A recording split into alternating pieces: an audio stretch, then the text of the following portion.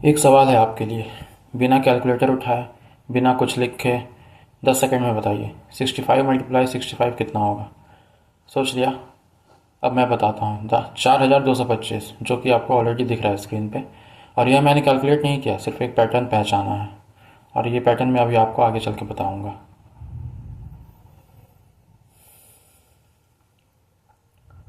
पिछले वीडियो के आखिर में मैंने एक बात कही थी कि जो ट्रिक हमने सीखा उसका एक स्पेशल केस आना बाकी है।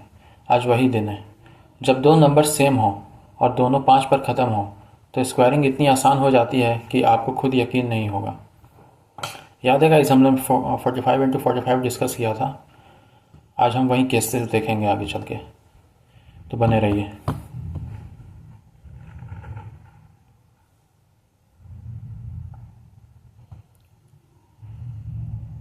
सोचिए, 65 मल्टीप्लाई 65, टेंस डिजिट दोनों का 6 है यानी सेम। यूनिट दोनों का 5 है, तो जोड़ हुआ 5 प्लस 5 बराबर 10। यह बिल्कुल वही कंडीशन है जो पिछले वीडियो में थी, इसलिए यह ट्रिक भी बिल्कुल वैसे ही काम करता है।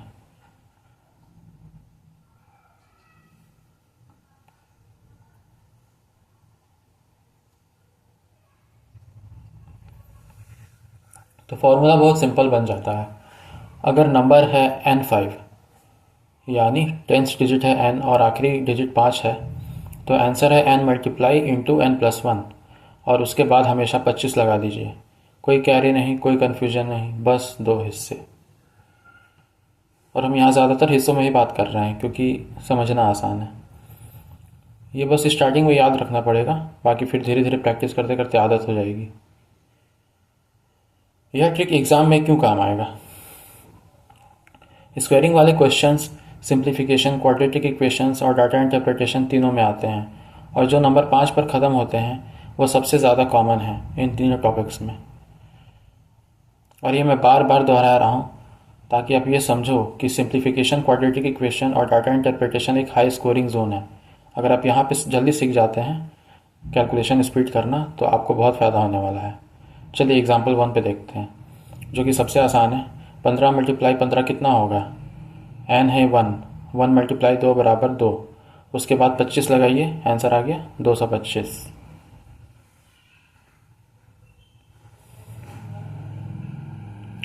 दूसरा एग्जाम्पल देखते हैं। 25 मल्टीप्लाई 25 कितना होगा?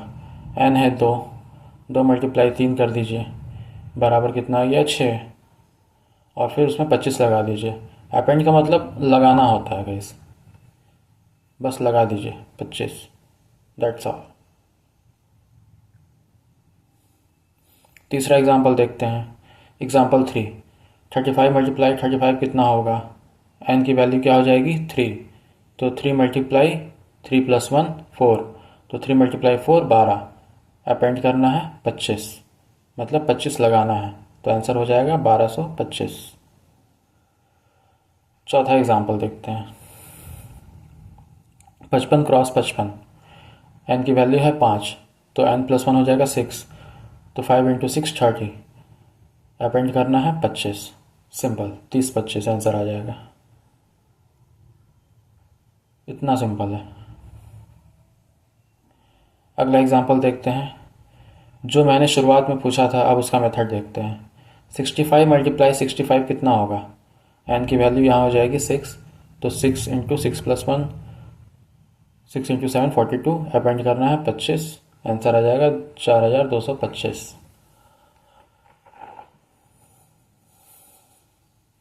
अगला एग्जाम्पल देखते हैं।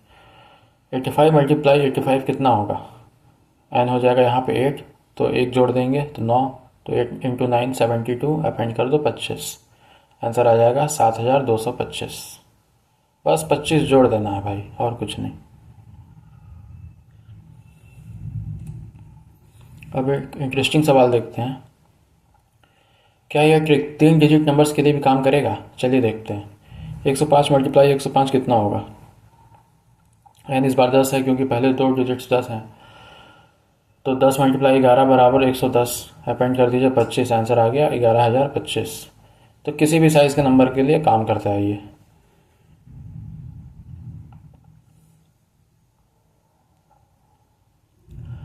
और हाँ दोस्तों, यह ट्रिक हर साइज़ के नंबर के लिए काम करता है, बस n को सही तरीके से पहचानिए, यानी आखिरी 5 हटाकर जो भी बचे वही n है।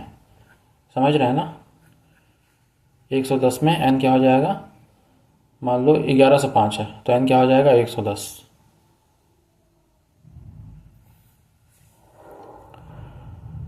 तो दोस्तों पूरा ट्रिक याद रखिए।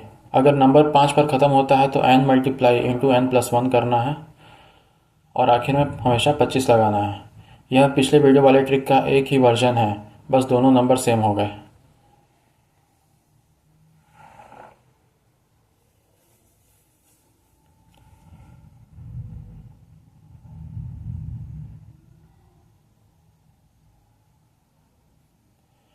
दूसरे टॉपिक पे आते हैं, बेस स्क्वायर मेमोराइजेशन। अब बात करते हैं आज के दूसरे टॉपिक की, बेस स्क्वायर्स की मेमोराइजेशन, यानी 1 से 25 तक के सारे स्क्वायर्स याद रखना। कैसे याद करेंगे अभी समझाऊंगा मैं। अब बताओ यह क्यों ज़रूरी है? क्योंकि आगे आने वाले वीडियोस में हम बेस 50 और बेस 100 मेथड सीखेंगे स्क्वायरिंग के लिए, और वो दोनों मेथड इसी बात पर डिपेंड करते हैं कि आपको छोटे नंबर्स के स्क्वायर्स फटाफट याद हों। अगर यह बेस तैयार है तो आगे के ट्रिक्स बहुत आसान लगेंगे। इसको ज़रूर देखना, इसको प्रैक्टिस भी करना, ये आगे वाले वीडियोस में काम आएगा ये, और आपकी स्पीड भी बढ़ेगी इससे। अभी मास्टर करो, आगे चल के सब आसान। चलिए पूरी टेबल देखते हैं। 1 का स्क्वायर 1, 2 का स्क्वायर 4, 3 का स्क्वायर 9, 4 का स्क्वायर 16, 5 का स्क्वायर 25।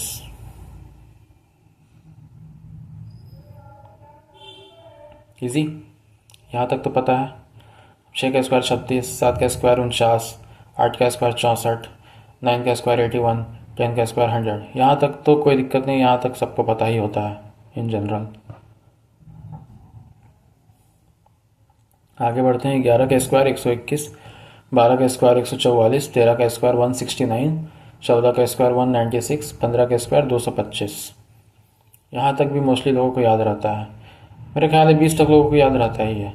16 का स्क्वायर 256, 17 का स्क्वायर 289, 18 का स्क्वायर 324, 19 का स्क्वायर 361 और 20 का स्क्वायर 400। यहाँ से आगे याद रखने में थोड़ी दिक्कत आती है, मैं रिपीट करता हूँ। 21 का स्क्वायर 441, 22 का स्क्वायर 484, 23 का 529, 24 का 576, 25 का 625। अब एक मेमोराइजेशन टिप देता हूँ जो बहुत काम आएगी। हर अगले स्क्वायर का डिफरेंस पिछले स्क्वायर से हमेशा एक ऑड नंबर होता है। ध्यान दिया था इस बात पे? देखना, 1 3 5 7 9, और यह पैटर्न लगातार चलता रहता है। इस पैटर्न को समझ लेंगे तो पूरी टेबल याद रखना बहुत आसान हो जाएगा।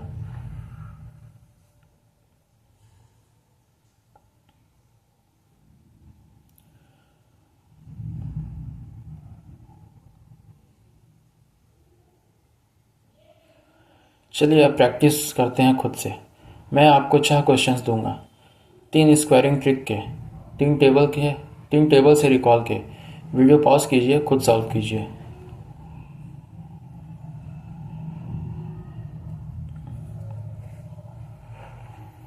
प्रैक्टिस क्वेश्चन 1, 45 मल्टीप्लाई 45 कितना होगा? पॉज कीजिए।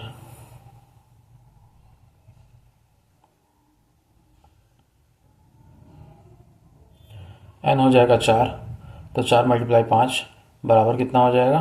20। 20 में क्या लगाना है? 25। तो आंसर क्या आ जाएगा?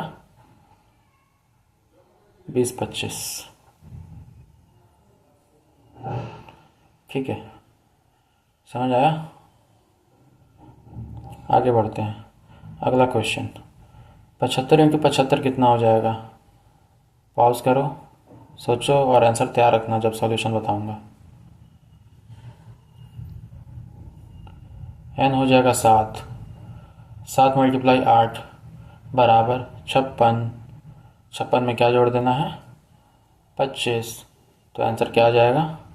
56 25। देखा, बहुत ही आसान है, ये ट्रिक्स हैं, ये आसान ही रहेंगे। अभी हम लोग शुरुआत ही कर रहे हैं।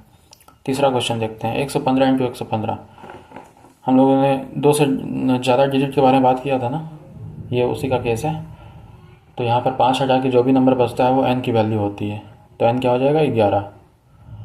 तो 11 इंटू 11 प्लस 1 12, तो 11 इंटू 12 132, अपेंड कर देंगे 25, आंसर आ जाएगा 13,225।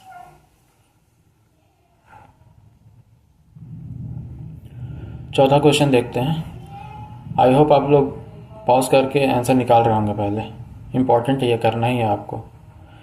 बिना सोचे बताइए 17 का स्क्वायर कितना होगा।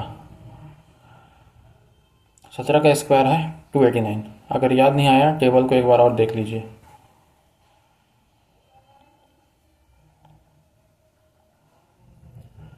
चलिए पांचवा क्वेश्चन देखते हैं। 23 का स्क्वायर बताइए। पॉज करिए।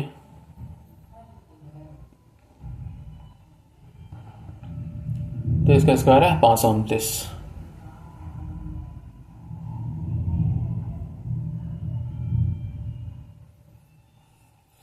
छठा क्वेश्चन देखते हैं, आखिरी वाला। 19 का स्क्वायर, ये तो याद ही होगा, इसको तो पॉज करने की भी ज़रूरत नहीं पड़ेगी। 361। इसमें ज़्यादा टाइम वेस्ट नहीं करना है, ये फटाफट निकालते चलना है अपने को। 19 का स्क्वायर 361। अगर आपने ये 6 क्वेश्चन खुद से सॉल्व किए तो मतलब आज का दोनों टॉपिक स्क्वायरिंग ट्रिक और बेस स्क्वायर टेबल दोनों पक्के हो चुके हैं। टेबल को अगले कुछ दिन रोज़ाना एक बार दोहराइए, यह हमेशा के लिए याद हो जाएगी।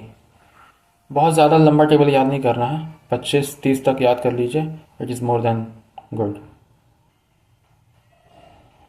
तो दोस्तों आज हमने सीखा नंबर्स को 5 पर ख़त्म होने पर स्क्वायर करने का ट्रिक, और साथ ही 1 से 25 तक की बेस स्क्वायर्स। यह दोनों चीज़ें आगे आने वाले बेस 50 और बेस 100 स्क्वायरिंग नंबर्स की मेथड्स की नींव है। तो अगला वीडियो रहेगा हमारा फ्रैक्शन टू परसेंटेज चार्ट, जो परसेंटेज वाले पूरे चैप्टर के लिए बहुत ज़रूरी है। प्रैक्टिस करते रहिए और मिलते हैं अगले वीडियो में। जाने से पहले मैं दोबारा कहूँगा, इस वीडियो को एक बार दोबारा देखो। मुझे पता है बहुत लोग एक बार में इसको नहीं पचा सकते, आप इसको दोबारा देखो, कहीं ये इसमें कुछ नई चीज़ें थी तो आप इसको दोबारा से देखना। और ज़्यादा लंबा वीडियो नहीं है, 10 मिनट तो बहुत ही छोटी है, आप दोबारा से देखो, हो जाएगा। ठीक है गाइस, थैंक यू।